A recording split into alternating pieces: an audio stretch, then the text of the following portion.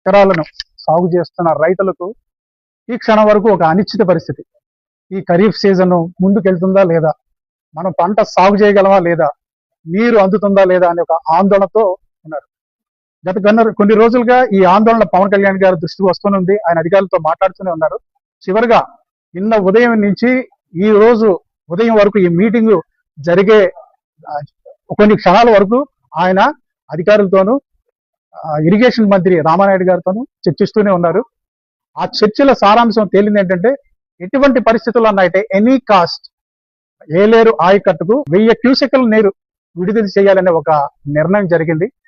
దానికోసం ఆయన అనారోగ్యాన్ని, ఇబ్బందిని పక్కకు పెట్టి నిన్నంతా ఈ చర్చల్లోనే ఆయన గడిపారు. ఇక్కడికి మమ్మల్ని పంపే ముందు కూడా ఒకటి చెప్పారు, రైతులకు మీరు అష్యూరెన్స్ ఇవ్వండి, ఎవరు ఆందోళన చెందవద్దని చెప్పండి. ఇది గడ్డు కాలం, పంటలేసిన రైతులు ఒకవేళ ఇబ్బంది పడతారేమో, ఇబ్బంది పడకుండా వాళ్ళని పంటల బీమా కూడా చేయించుకోమని చెప్పండి అని మా అందరికీ చెప్పి, ఈ నీరు ఈ విధంగా విడుదల అయ్యే విధంగా ప్రభుత్వం నిర్ణయం తీసుకోవడానికి ఆయన 4-5 రోజులుగా కష్టపడి చివరికి ఇది సాధించారు. ఇటువంటి పరిస్థితి గతంలో ఎప్పుడు పిఠాపురంలో ఎదురుకాలేదు. ఈ మధ్య కాలంలో నీటికి సంబంధించి ఇంత గడ్డు పరిస్థితి. దీనికి సంబంధించి ప్రత్యామ్నాయాలు కూడా ఇందాక మీటింగ్ లో చర్చించడం జరిగింది. డెడ్ స్టోరేజ్ వచ్చినప్పుడు, వర్షాలు పడకపోతే, గోదావరి నుంచి నీరు రాకపోతే ఏం చేయాలనుకున్నప్పుడు స్టీల్ ప్లాంట్ కి ఇచ్చే 250 క్యూసెక్లలో ఏమైనా తగ్గించుకుంటారా అడగండి.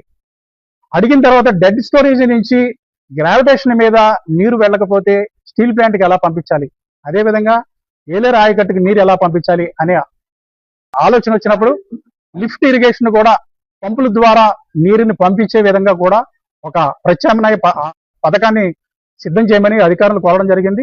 దీనికి కరెంటు బిల్లు అది వగేరా కలుపుకుంటే ఒక 3 కోట్లు ఖర్చు అవుతుందని చెప్పారు. ఆ 3 కోట్లు పవన్ కళ్యాణ్ గారు ప్రభుత్వాన్ని ఒప్పించి అది చెల్లించే విధంగా కూడా ఒక ప్రతిపాదన వచ్చింది.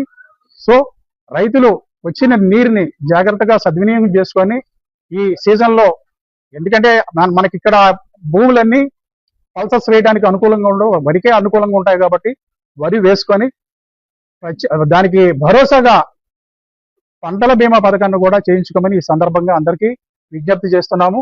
ఎటువంటి ఆందోళన చెందొద్దు. అనుకున్న విధంగా ప్రతిరోజు 1000 క్యూసెక్ల నీరు తప్పకుండా విడుదల చేయడానికి అధికారులు కూడా సన్నాహాలు చేస్తున్నారు.